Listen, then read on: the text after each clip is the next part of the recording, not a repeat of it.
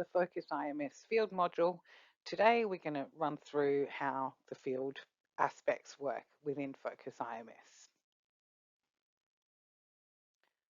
There's two main sections in the field module. One is the main, that's where you'll work on everything for today, the projects you're working on, who you're working with, your start and finish times for your payroll, and your vehicle pre-starts.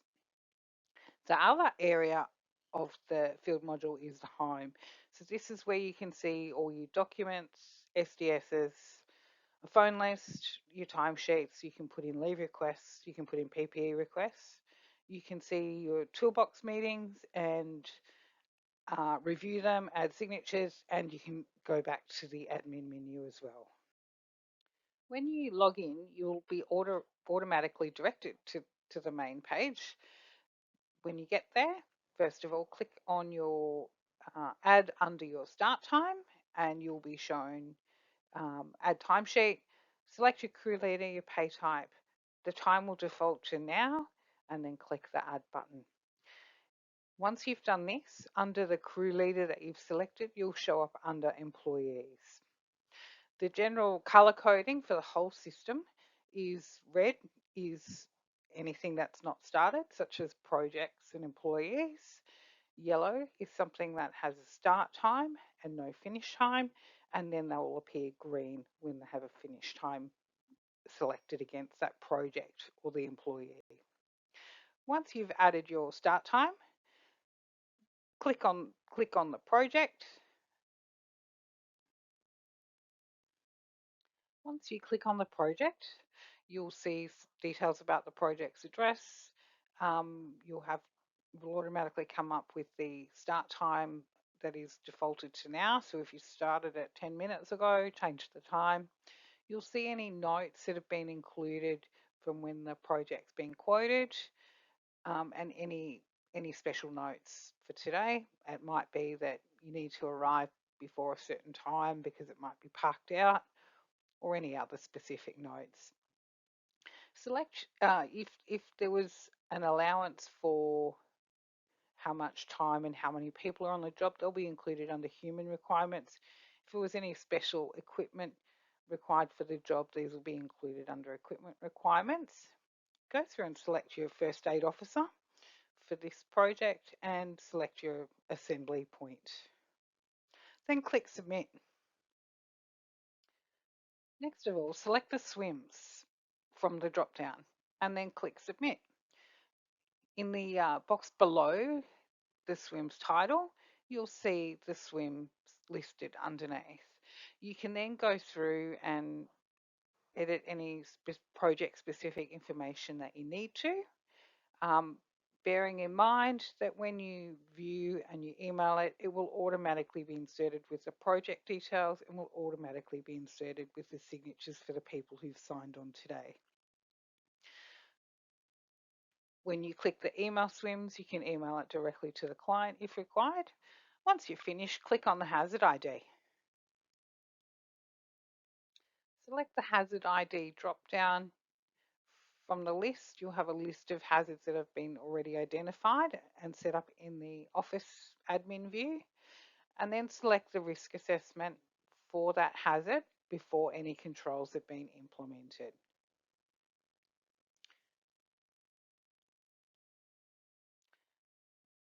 Based on the hazard selected in the last step, you'll come up with more detail in this page about assessing those risks.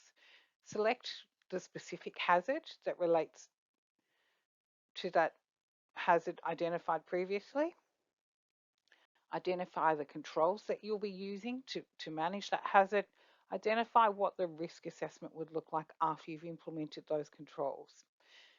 You can then click in this discuss box and add basically what you've discussed with the staff on site about that particular hazard.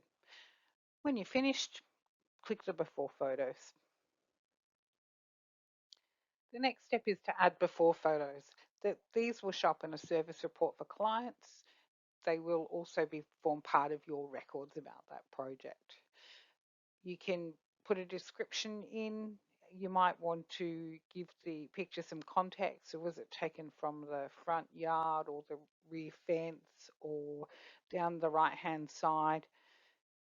Then choose your file. It will then give you the option to take a picture from your camera or choose a photo from your camera roll or browse for files. If you need to add more than one photo, just hit submit and you'll be presented with an option to add another record. If you wish to email your photos, if you're in an area of poor reception, you can click the email photos. Your email client will open up, whether you're using Outlook or Outlook 365 or Gmail. It will open up. You can add as many attachments as you like. Keep the email under 10 megabyte because otherwise it won't go. And whatever you put in the content of that email will appear in the description for those before photos. When you're finished, click submit and start work. You'll be returned to the main screen. You can see now your project will show yellow. This means it's been started and not yet finished. You'll also see any employees that have been added to this crew leader will show up in yellow as well until they complete their finish time. When you're ready, click on the yellow project and go through and finish it off. The after photos work in exactly the same manner as the before photos, but they're taken obviously after you've completed the work. If you add the photos in the same order as the before photos, for example, you took the photo out the front first, and then you took the photo down the left-hand side second, and the photo at the back third, the photos in the service report will line up next to each other, the before photos on the left and the after photos on the right. This makes it nice and easy for the client to compare the before and after. You can also email your photos. Just click the email photo link and you'll open up Gmail or Office 365 and you can email multiple photos from there. This is great if you're having reception issues. The service report will show a list of items to be checked and it's based on the work type and that's all been set up previously in the admin menu. There may be quality or safety controls, but they're there to ensure the job is done and finished off properly. Some examples of items that could be included in service reports. Has all the rubbish been removed? Has the client confirmed they're satisfied with the job? Have all gates been left as they were found? Things like have the edges been trimmed if it's a mowing job? The service report items can be added straight from the admin menu. Once you've finished, click Work Completed.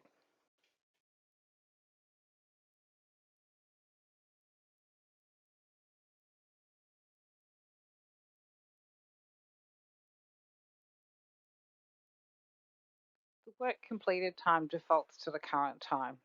Update the daily status, whether it's complete, whether it's incomplete. If you're unable to complete the job, put some information in the comments so the office staff can work out what needs to be done to get the job finished or speak to the client. Once you've finished those 3 boxes, then hit the submit button. You'll be returned to the main page, and the project will appear green.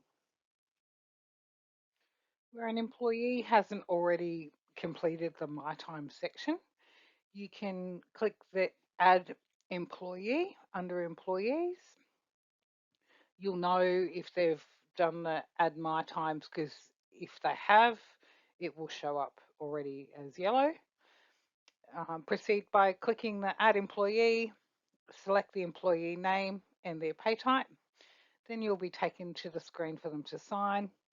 The time will default to the current time. If it needs to be adjusted, you can adjust it before you click submit. There's 2 ways in which to do an employee's finish time. They can log in and they can do the finish time and select add, or the supervisor can click on the yellow employee and they'll be presented with adding the finish time. If they've worked past midnight, tick this box. And if they've taken a 30-minute lunch break, tick the lunch box. Add anything else into the pay notes. This goes through into the payroll reports. The vehicle pre-starts would normally be completed first thing in the morning, along with when you do your start times. To complete a vehicle pre-start, click on the Add Vehicles on the main page. Select the vehicle from the drop-down, add in its current kilometres. If it's a piece of plant and it runs on hours, put in the hours and select the hours drop-down. Then click the Add Vehicle button. You'll then be presented with a list of pre-start items to check. By default, they're marked as OK to make it simple and quick to complete your pre-start. If they're not OK, select the drop-down and change it to whether it's a repair next service or a urgent repair is required. Include in the fault detail anything specific so that can assist someone to get it fixed for you quicker. Once you've finished your pre-start, if there's nothing to be repaired, then click the submit button and you'll be taken back to the main page. If your vehicle or plant needs repairs, click on repairs required. By default, the asset that you were already doing the pre-start for will come up on the asset maintenance. Select the maintenance type. Is it a service it requires? Is it some sort of calibration? And then select the severity. Put any description in to try and help anyone from the office to organise your vehicle to be repaired. The home menu shows items that you might want to reference or forms you might need to complete periodically. They're things that don't normally need to be completed every day but are available so you always have access to them. The first items on the home list are the documents. So any documents from the office view where the field doc has been ticked will be available from here. You can click on the link and open the documents. The same for the SDSs. Simply click on the link and they'll be available to open. The phone list shows a list of current employees and their phone numbers so they can be reached if need be. The timesheets item on the home menu link shows you can put your from and to dates in, and it shows you the times that you've worked during those dates. This is great to check the day before payday and make sure all your times are in and complete. You can add your leave requests in under the leave request link. Once you add, it will show with the status of pending. An alert will go to the office admin view showing your pending leave request. It can then be approved. You can come back to the leave request at any time and have a look at the status of your leave. The PPE request works similar to the leave request. Simply add your name, add the items that you need, how many that you need, and also possibly size in the comments or color, depending on what your workplace uses. The meetings link shows you firstly meetings that you have not been through, read and reviewed and signed. Once they're signed, they'll show up on your history and come off your meeting minutes to be reviewed. When you click through into the meeting, you'll see a list of items that have been discussed, covered at that meeting. And then once you've read through it and you've understood it, you can add any comments in there and then click on your name and sign on the screen and click submit. And then they'll drop off your meetings to be reviewed. In reviewing the field module, we've covered the main menu, updating and completing work on projects, so before photos, hazards, risk assessments. We've completed the people elements, adding timesheets and signatures. And we've completed the vehicles, doing pre-starts and submitting repair requests. On the home menu, we looked at the documents that are available, the SWIMS, STS, etc. We looked at information available in terms of contact details of your fellow staff, phone numbers, and timesheet history, and also completing leave and PPE requests. Thank you for watching our field module.